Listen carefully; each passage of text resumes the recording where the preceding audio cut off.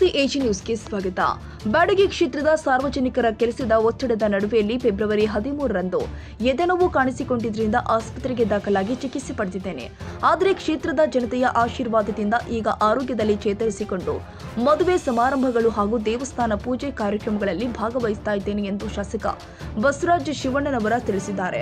ಪಟ್ಟಣದ ಪ್ರವಾಸಿ ಮಂದಿರದಲ್ಲಿ ನಡೆದ ಸುದ್ದಿಗೋಷ್ಠಿಯಲ್ಲಿ ಮಾತನಾಡಿದರು. ನಾನು 4 ಬಾರಿ ಶಾಸಕನಾಗಿ ಸೇವೆ ಸಲ್ಲಿಸಿದ್ರು ಯಾರಿಗೂ ನೋವುಂಟು ಮಾಡಿಲ್ಲ.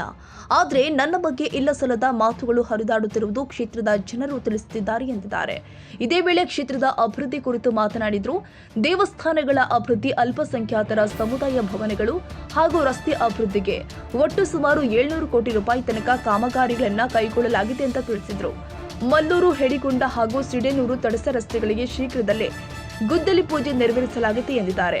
ಇನ್ನು 1 ತಿಂಗಳ ಒಳಗೆ ಮುಖ್ಯ ರಸ್ತೆ ಅಗಲೀಕರಣ ಕಾರ್ಯ ಪ್ರಾರಂಭವಾಗುತ್ತೆ. ಹಿಂದಿನ ಚುನಾವಣೆಯ ವೇಳೆ ಮುಂದಿನ ಬಾರಿ ಸ್ಪರ್ಧಿಸುವುದಿಲ್ಲ ಅಂತ ಹೇಳಿದ್ರು. ಈಗ ಆರೋಗ್ಯ ಉತ್ತಮವಾಗಿರುವ ಹಿನ್ನೆಲೆ 2028ರ ಚುನಾವಣೆಯಲ್ಲಿ ಮತ್ತೆ ನಾನು ಸ್ಪರ್ಧಿಸ್ತೀನಿ.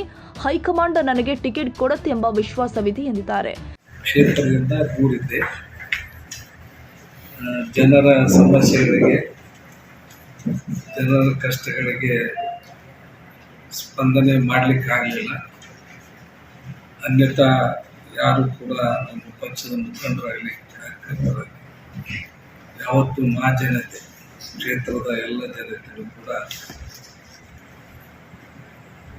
ಅನ್ಯಥಾ ಭಾವಿಸಿದರೆ ತಮ್ಮಲ್ಲಿ ನಾನು ಪ್ರಸಾದವನ್ನು ಕುರಿತು ಅನಿವಾರ್ಯವಾಗಿ ನನಗೆ ದಿನಾಂಕ 13ನೇ ತಾರೀಕಿಗೆ 13 ಕಾಣಿಸಿಕೊಂಡಿದ್ದರಿಂದ ವೈದ್ಯರ ಸಲಹೆ ಮೇರೆಗೆ ತಕ್ಷಣ ನಾನು ಹುಬ್ಬಳ್ಳಿಯ ವಿಯಾನ ಆಸ್ಪತ್ರೆಯಲ್ಲಿ ಚಿಕಿತ್ಸೆ ಪಡೆದುಕೊಳ್ಳುವ ಅನಿವಾರ್ಯತೆ ಬಂತು.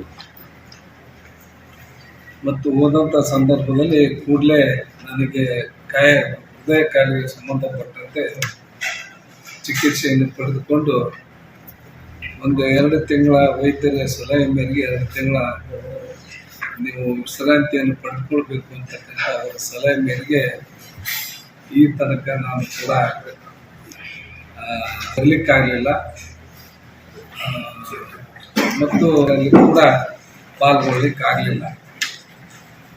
ಅಷ್ಟರಲ್ಲೇ ನನ್ನ ಬಗ್ಗೆ ವಿನಾಕಾರಣ ಕೆಲವೊಂದಿಷ್ಟು ಜನ ಶಾಸಕರಾದಂಥ ಶಿವಣ್ಣವ್ರದ್ದು ಆರೋಗ್ಯ ಕೆಟ್ಟೋಗೈತಿ, ಮುಂದೆ ಸಕ್ರಿಯವಾಗಿ ಅವರು ಯಾವುದೇ ಕೆಲಸದಲ್ಲಿ ಭಾಗವಹಿಸಲಿಲ್ಲ ಅಂತೇಳಿ ಅಪಪ್ರಚಾರ ಮಾಡಿದ್ದನ್ನು ಕೂಡ ನಾನು ಕೇಳಿದ್ದೀನಿ.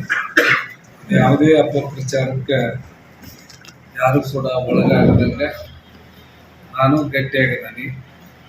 ಮತ್ತು 20 ವರ್ಷ ನನಗೆ ಆಯುಷ್ಯ ಜಾಸ್ತಿ ಆಗೈತಿ, ಇಲ್ಲ ಚೆನ್ನಾಗಿದ್ದೀನಿ.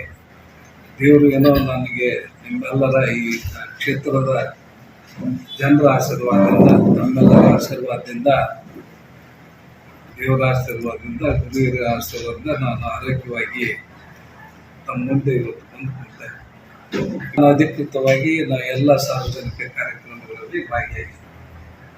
ಇವತ್ತು ಒಂದು ಕಡೆಗೆ ಮದುವೆಯಲ್ಲಿ ಕೂಡ, ದೇವಸ್ಥಾನದಲ್ಲಿ ಮದುವೆಯಲ್ಲಿ ಕೂಡ ಭಾಗವಹಿಸಿದ್ದೇನೆ.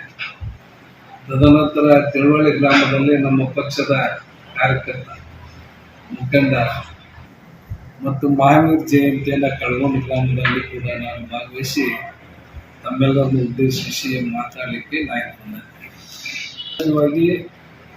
ಒಬ್ಬರನ್ನೊಬ್ಬರನ್ನ ಯೋಚನೆಗಿಂತ ಒಬ್ಬರಿಗೊಬ್ಬರಿಗೆ ಕೆಟ್ಟ ಬಯಸ್ತಕ್ಕಂಥ ಜನನ ಭಾಳ, ಆ ಜನರಿಗೆ ಉತ್ತರ ಕೊಡೋ ಸಲುವಾಗಿ ಬಂದ ಅಷ್ಟೇ. ಯಾರಿಗೂ ನಾವಂತರೂ ವೈಯಕ್ತಿಕವಾಗಿ ಯಾರಿಗೂ ಕೂಡ ನಾ ಕೆಟ್ಟದ್ದನ್ನು ಜೀವನದೊಳಗೆ ನಾವು ಬಯಸಿಲ್ಲ. ಎಲ್ಲರಿಗೂ ಕೂಡ ಒಳ್ಳೆಯದಾಗಿದೆ. ನಾನು ಇಲ್ಲಿವರೆಗೆ ನನ್ನ ರಾಜಕೀಯ ಸುಮಾರು 30-35 ವರ್ಷದಲ್ಲಿ ನಾನು ಜೀವನ ಮಾಡ್ತಿದ್ದೇನೆ. ನಾನು ಸುಮಾರು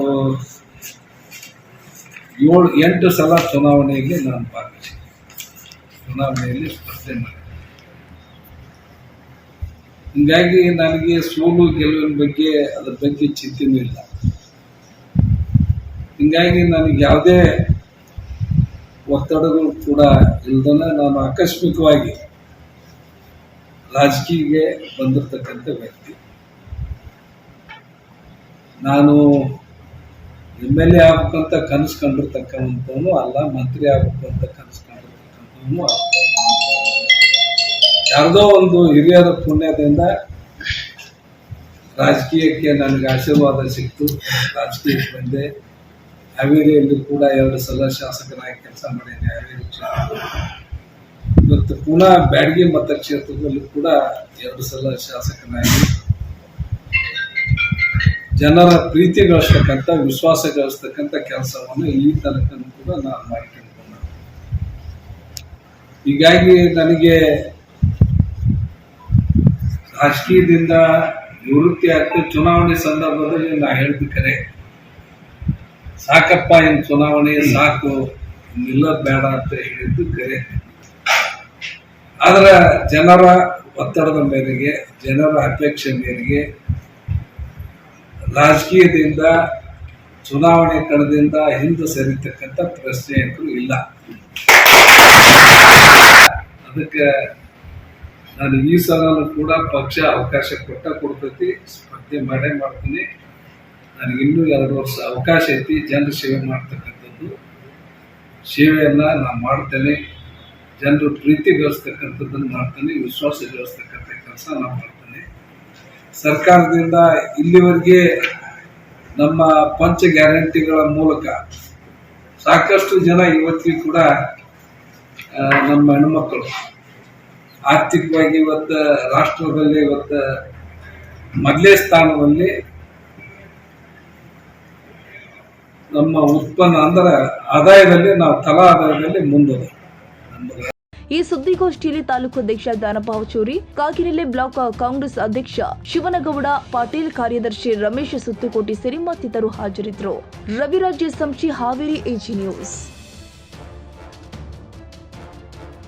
ಕನ್ನಡಿಗರ ಮೆಚ್ಚಿನ ನಿಮ್ಮ AG 24/7 ನ್ಯೂಸ್ ಕನ್ನಡ ವಾಹಿನಿ ಇದೀಗ ಟಿವಿಯಲ್ಲಿ ಲಭ್ಯ. ವೇಳೆ ನೋಟಿಸ್ ಕೊಟ್ಟಿದ್ರೆ ವಾಪಸ್ ತಗೋತೀವಿ. ಇವತ್ತು ವಕ್ಫ್ ಪ್ರಾಪರ್ಟಿ ಅಂತೇಳಿ ಬರ್ತದೆ ಅಂತ ಹೇಳಿದ್ರೆ ರೈತರು ಬೀದಿಗೆ ಬದಲು ಏನ್ ಮಾಡ್ಬೇಕಾಗುತ್ತೆ? ಯಾರು ವೋಟ್ ಹಾಕಿಲ್ಲ ಅಂದ್ರೆ ಗ್ಯಾರಂಟಿನೆಲ್ಲ ಸ್ಟಾಪ್ ಮಾಡ್ಬಿಡ್ತೀವಿ.